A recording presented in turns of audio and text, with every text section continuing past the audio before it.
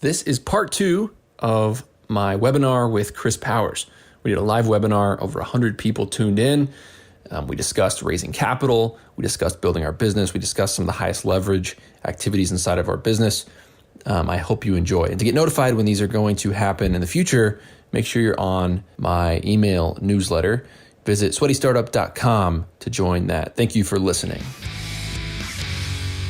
I think somebody said, I want to talk small business. Chris, I know you want to pass over these pretty quickly, but if you were a 25-year-old interested in small business, what would you do right now? I would start a home cleaning service. I think there's so many people who are punting on keeping their homes clean. They've had somebody clean their house. They realize how big of a positive influence on their life it can have. And short-term rentals as an asset class are exploding. I don't know how I feel about short-term rentals. I'm considering making an investment in the area. The cash on cash returns of short-term rentals are eye popping. I mean, 20, 30, 40% cash on cash returns. Obviously, there's a lot of risk. You have government, political risk. They can outlaw short-term rentals in an entire town. You have competition flooding to the area. You have a shortage of homes. But the hardest thing, in my opinion, about short-term rentals is the operations and the fact that you cannot find cleaners. Finding a reputable company to clean these houses well is very, very hard. So if I were a 25-year-old interested in small business, I would start a home cleaning company, which would morph into an Airbnb management company, which would morph into a real estate play, buying, operating, and holding short-term rentals. I think it's a phenomenal business opportunity. If you're willing to do one really hard thing that nobody's willing to do, learn Spanish.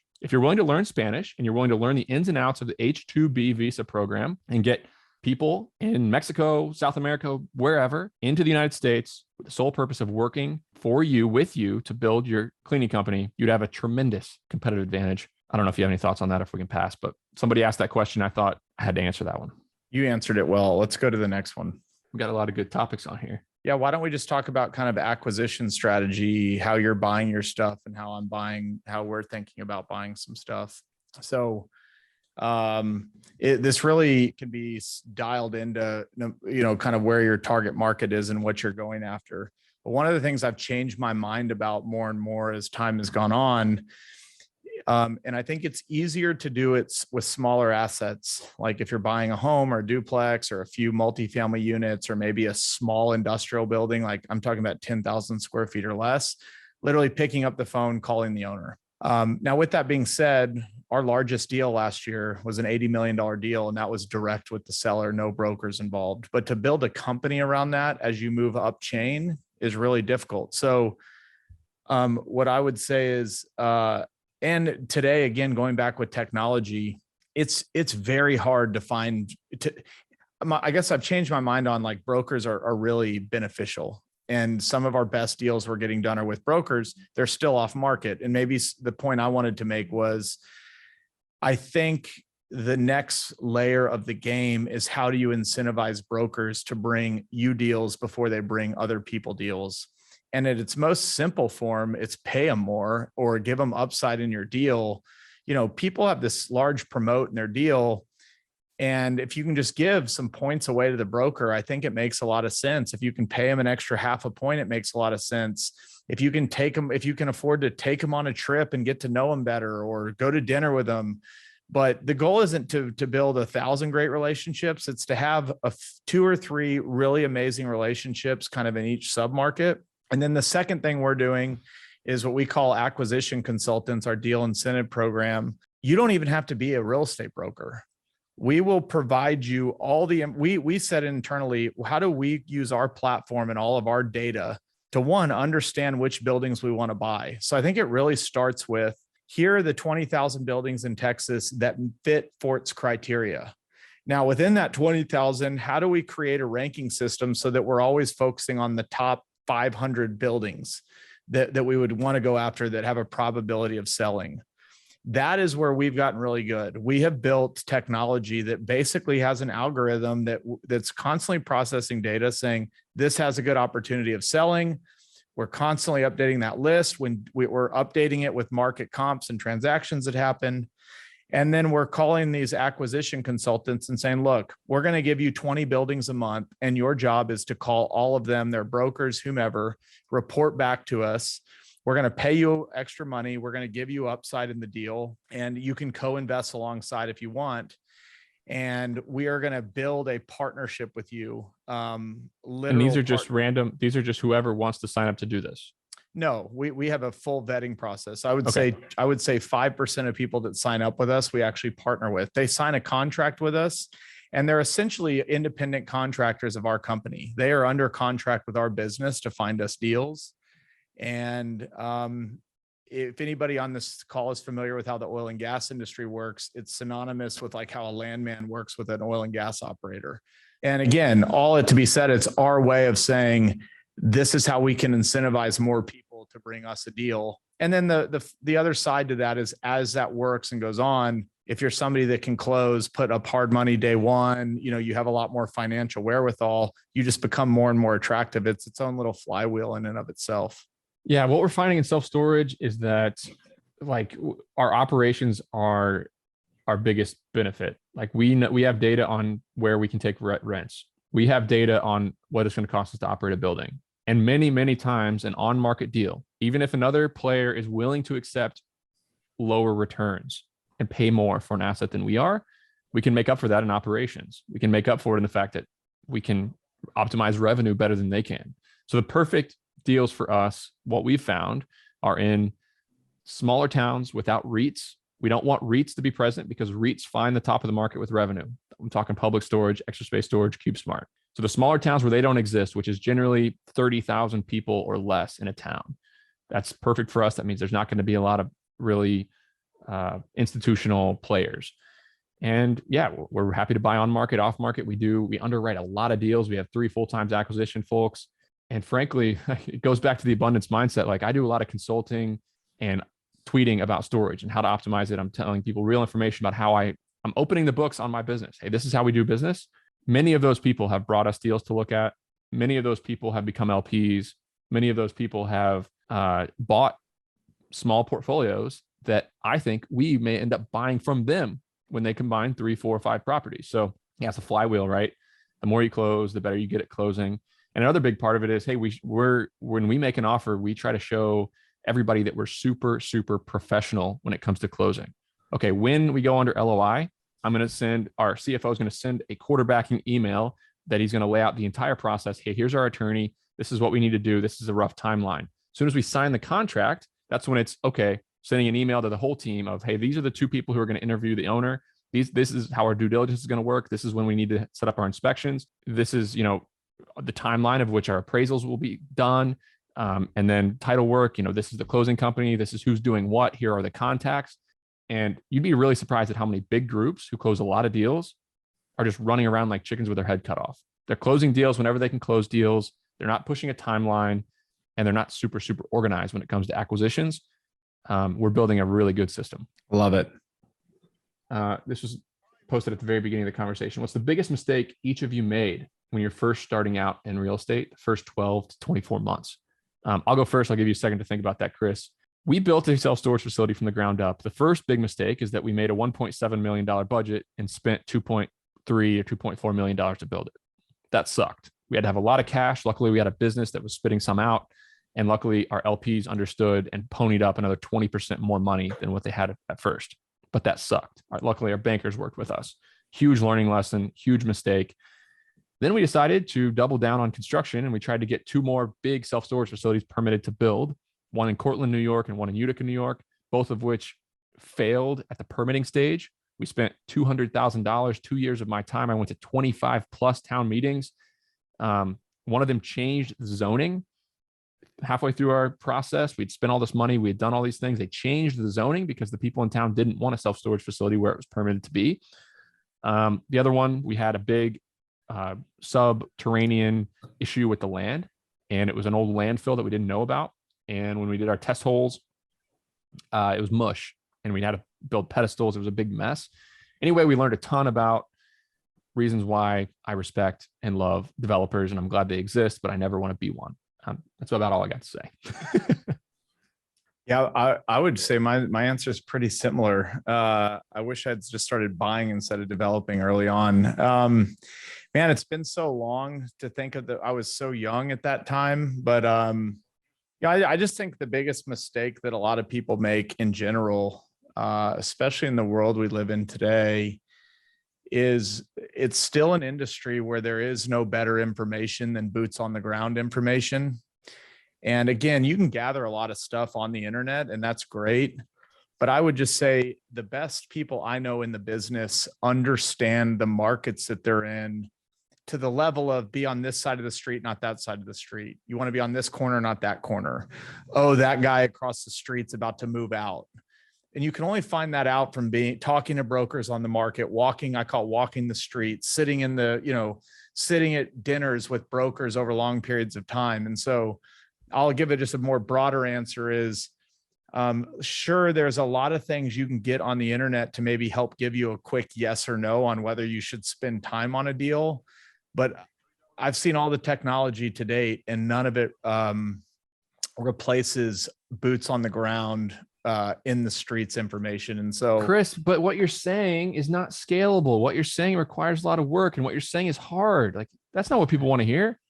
People want to hear that real estate is just Chris Powers sitting in Dallas playing golf while his team just goes and buys and does all this successful stuff. They don't want to hear that it actually requires a lot of freaking hard work that doesn't scale.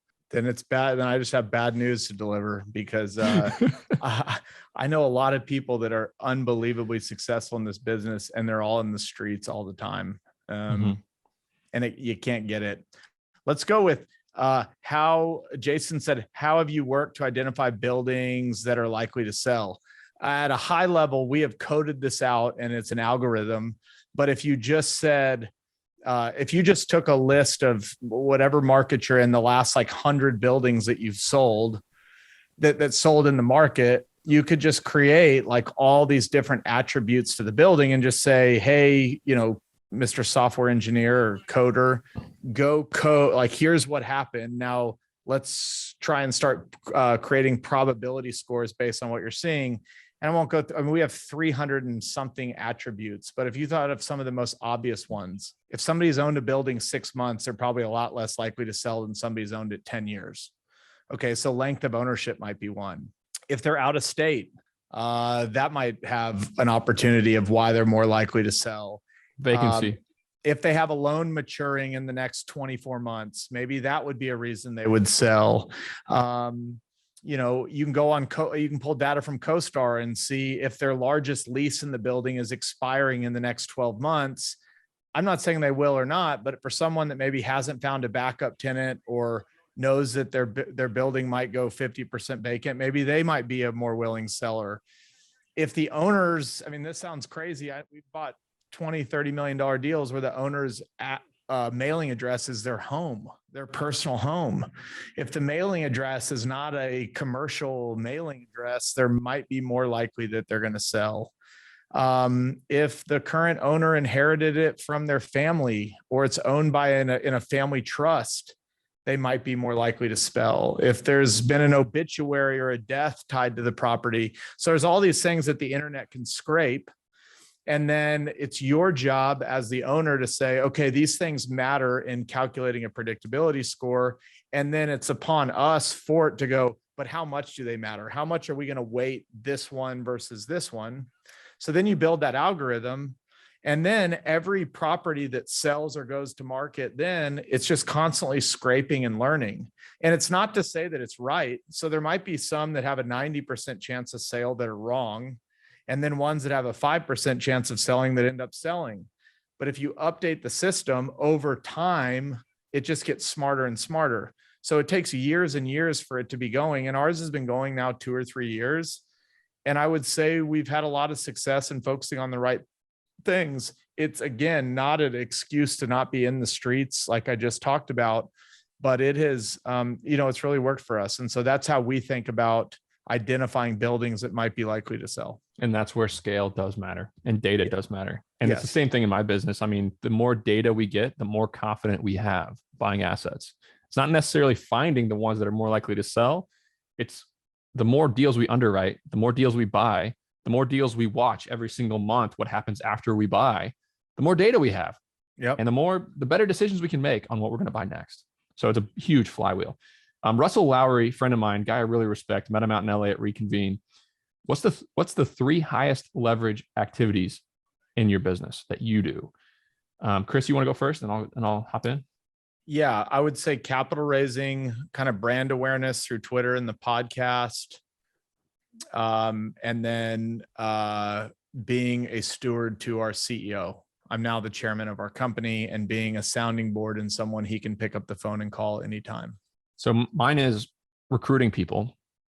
I spend almost all my time recruiting. If I have a job at Bolt Storage that is a core function, then it's a problem because it becomes the bottleneck very quickly. So I'm recruiting people. And the fact about building a good team, I mean, it goes back to you convincing me to charge fees so that I can have a profitable management company that can go out and attract great talent. We are in a good business now. We've been blessed with a great 24 months of performance. We have the money and the model built to go out and attract great talent. So now it's my job to go find them and recruit them and get them to come work for me. Almost everybody already has a job that is out there in our world. So I'm selling them. I'm selling all day. Selling them on our vision, on our mission, on our company, and coming to join us. Then it's training and giving people the tools to succeed. I mean, the people who are making decisions in our company, I'm constantly asking them, what are you stressed about? What don't you have that you need? And what do you need to be different to do your job even better? And then it's my job to give them that. And then obviously I'm building new relationships with banks. Our primary lender, we're pushing up against debt ceilings. Like they're only willing to give us $50 million and we've got 40 million of it out. So we need a new lender stat. So I'm interviewing a ton of banks, trying to figure out which banks we want to work with. It's going really well. Obviously, Twitter is a really high leverage activity for me. And, negotiating some of the bigger deals, dealing with the brokers, and selling even when you're buying, because it's a seller's market. So me as a buyer, I'm selling Bolt Storage on people who want to sell their assets. So that's what I do. And Chris, do you maximize your impact? How do you want to maximize your impact on the world? This is a secondary follow-up question from Russell. Is that measured in dollars or is it measured in something else when it comes to the legacy that we want to leave on the world? And I know this is a really hard question, a good question. I'm at the stage where I'm still trying to figure this out. It's all been a real whirlwind for me. Life is coming at me really fast. I didn't know that I would have this platform of 200,000 followers 18 months ago when I started my work online. I didn't know that I would have this company. And I think the step one to changing the world, unfortunately, is make some money. Everybody wants to change the world. The people who really do change the world have some money. So my goal right now is to kind of build that leverage, right? Learn how to make money when I have that money. And when I have those resources, hopefully I can be a good steward of it to change the world. Yeah, it's a really tough question to answer. I would say for me, it is at some point like enough money is enough, but I do believe that if you are in business, like you can utilize your talents. If you make more money, I think you can have a larger impact. There's always the debate, who's changing the world more, like the one person missionary that's going across the globe and helping, these small groups of people, or the billionaire, real estate or not real, business guy that employs 10,000 people and those people send their kids to college and they build their families up. I don't have the right answer. I would just say, I think my talents will lend me to maybe the second part. And so it's how do I just impact a lot of people through business? But the second thing for me, and we won't make this about, what I plan on doing in life, but I really believe we have a lot of issues that we can solve here in America. And so anything I am trying to solve will be here in my own backyard. I'm not trying to, there's plenty of folks that are focused overseas. To me, what matters is our own backyard. I think there's a lot of help and resources we can bring to our own country and the people that I can walk down the street and impact. And that's more important to me, the tangibility of it. So that's that. Beautiful. Z Yang said, chicken and egg problem. How can I, as a beginner in real estate, buy a property into my LLC? No bank wants to loan to a no history LLC. Quick answer there is you're probably going to have to personally guarantee it. The second quick answer is it's amazing to me how many people that have never gotten a loan before from a bank just automatically assume that they cannot get a loan from a bank. What I would tell everybody is go call 3 banks in town, community local banks. Don't call Wells Fargo and Bank of America and Chase and all the big boys. Call a local or community bank. And either A, they'll tell you what you are approved up to, or B, they will tell you why you're not approved and give you the steps that you might need to take to get approved. And if you're buying, I have a really strong view on this because I was a 25-year-old walking around into banks trying to get a loan for my very first deal with no real estate experience at all. And what we did is, we went to talk to some banks, but we had our shit together, frankly. Like we came in with a packet of 90 pages a full competitor study, all the research we had done on a market, our full resume of history of why we operated a building. We put this documentation in front of a banker, and they said, this is the most organized real estate ask that we have ever seen here at this bank. And that's one of the reasons why we got the loan. I would suggest going to a banker, if you're going to do your very first self-storage deal, show them that you are very, very professional and organized. So, okay, yeah, Mr. Banker, I want to buy a storage facility. These are our parameters. I'm looking for, underutilized market rents. I'm looking for in these type of markets. Hey, here is an example of exactly a deal that we didn't get, but I'd like to do a dry run with you so that we can feel out getting a term sheet. You provide the bank with the P&Ls they need. You provide the bank with your pro forma through 84 months. You provide the bank with your personal financial statement, all really, really organized in a Dropbox. Then you go into a meeting. What do you think that'll do, Chris? That'll help a little bit, right? Yep.